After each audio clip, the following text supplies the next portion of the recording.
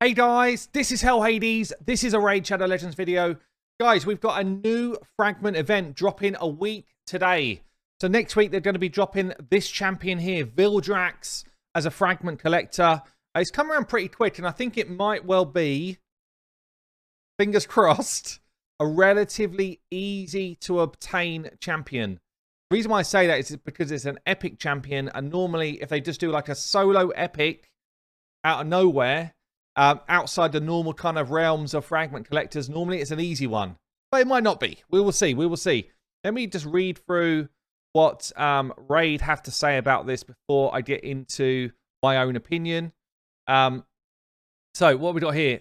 From the 24th of November on Wednesday, we're planning to launch a champion fragment event. A new champion, VILDRAX. Demonspawn champion, Epic. Support-based Magic Affinity champions. Let's have a quick look in the old game. Let's see what this does to the demon spawns. I feel like the demon spawns, honestly, pretty well fleshed out, but, you know, already like a couple of rows of epics. So, you know, are they needing a load more support champions? I guess Magic Affinity, we've only got a few. And when we get into his kit, I think the kit's actually strong for this faction, but you know, it feels like the faction's already pretty well fleshed out to me, but still, whatever. So Magic Affinity, as I say, there's 3 already. I guess that's a pretty good fit for this faction. Support-based champion. Well, if we look here, 1, 2, 3 support-based champions. I maybe would argue Allur's more support than offense, really. But anyway, it's a good fit for the faction in terms of the type of champion that they are. So when I read through what Raid have got to say about this champion, VILDRAX should be really helpful in difficult stages of Doom Tower, especially against the waves that contain champions with heal, as she'll be stealing the heal with hold on a second, hold on.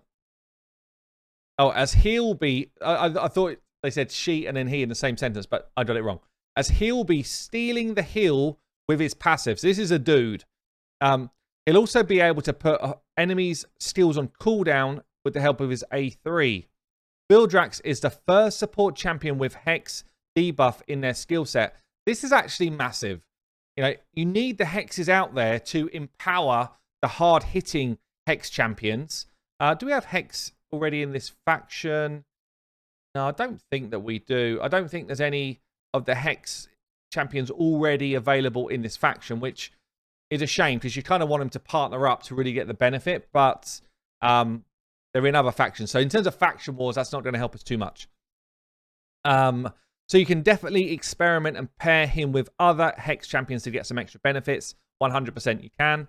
That's it. So let's get into the actual skill set, the actual detail, and see what we think this champion's going to do. Okay, here we go then. So VILDRAX. We've got an A1, attacks 1 enemy 2 times. A double hit is always nice for an A1, I think. Starts to enable stuff like Fire Knight if it's not all single hits. Each hit, 30% chance of placing Leech. It's actually kind of big. Probably books to something like 50%. Leech for 2 turns on an A1. I like that. I like that a lot. It just means that you don't have to rely on lifesteal gear around the rest of your teams. Gives you a genuine like chance to heal up from, you know, boss encounters, that type of thing. Especially good for boss fights because when you're doing big hits with stuff like Warmaster, the Leech absorbs some healing from that. So actually a really nice A1 for me. A2 then is an AoE. I like that. 75% chance, probably books to 100% chance of placing Hex. So even if this doesn't really do damage, it's a guaranteed AoE Hex if booked, providing that goes up to 100%. That's actually massive. So again, when we're talking about enablers, you know, enabling the big hitters, and a lot of the Hex champions actually smack, but they need Hex to be out there before they start smacking. So this is probably the first, you know, genuine champion that is obtainable to start to really enable the Theas of this world or the Ruels of this world that we might all have sitting around right now. A3 then, Swarm of Horrors, attacks all enemies, probably books to 100% here. Chance of increasing the duration of all enemy debuffs. That's pretty good as well for an A3 AoE ability. So pushing the debuffs up, pushing up things like poisons if you're trying to do poison explosion champs. I like this. When hitting enemies under Hex, also 60% might go up to 80 if we're going with the right sort of numbers here. % chance of putting one of their skills on cooldown. So it's an AoE potential to put the whole enemy team's skills on cooldown with a percentage chance if Hex is already out there. So I guess if I'm thinking about, the commentary here, this might help you in Doom Tower waves. That's actually pretty big. So you throw your Hex out first, you then come with the A3, and basically you're trying to lock out a whole bunch of the enemy skills. And, the teams that we fight are not that fast when we're talking about Doom Tower or Faction Wars or what have you. The enemy waves are not that quick. So sometimes you can get 2 abilities away before they start coming back at you. This could be pretty nice. Also, 2 AoEs means that, putting him in something like a stun set, potentially as a support champion, if he's not doing tons of damage himself, is pretty viable as well. So all in all, the kit, I think, is strong, actually. I think it's good. What's his passive then? 10% chance of stealing the heal each time an enemy under Hex is about to be healed. I'll say it's a weird passive. 10% is very low, unless you're Mortu and you're trying to beat up Nightmare Campaign. 10% is pretty low. If this doesn't book up to 50%, then it's pretty damn weak because it's so random. So firstly, you have to have a debuff out there first, which we should be able to do with the A2. But firstly, it's got to, obviously you've got to have enemies that are going to throw a big heal out.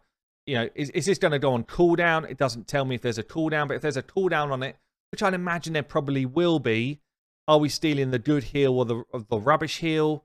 Does not work against bosses. The amount healed would be the same as if it would have been on the original target, except if the heal is based on the target's HP. Okay, that's a shame. In which it will scale off of Vildrax's HP. So I'm curious now, because I don't know the answer. Will this steal a heal over time? Like a heal dot, which someone like a Bad L could place, or a Duchess could place. It's an interesting mechanic. It'll be good to know what this does around books. Will we get up to a 20, 30, 40, 50% chance, or are we just going to be sticking with 10? If it's 10, it's pretty much a nonsense passive, honestly. If it's higher, then that could be pretty game-changer when it comes to some of the wave-based content. If I'm thinking about generally where I would use this champion, it does feel like a wave-based content champion. The only real plus you're going to get, maybe some of the new Hydra stuff, this could be good in terms of putting an AoE Hex out. I know there was some abilities revolving around Hex, so that could be pretty cool. And the Leech is always nice against any boss. But yeah, it feels to me like mainly around waves, though. Especially when you look at, increasing the duration of all enemies and AoE ability. But yeah, look, Vildrax, if this is a relatively easy epic to get, damn, it feels pretty strong. Even if it doesn't hit hard, it feels pretty strong to me.